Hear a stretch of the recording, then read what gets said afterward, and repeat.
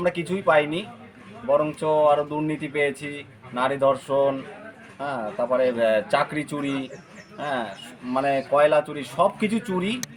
আরও এখন যা জেনারেশন, মানুষ পড়াশোনা করে বেকার এরকম ঘুরছে, মাঠে কাটছে।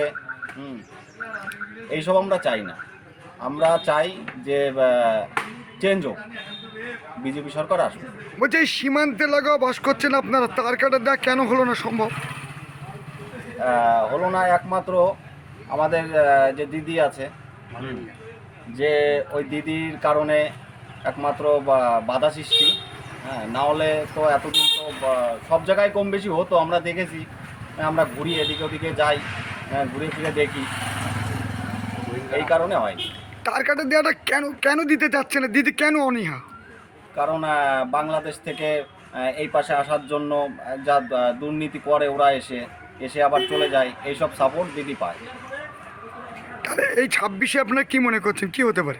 26-এ তো 200% যে বিজেপি সরকার।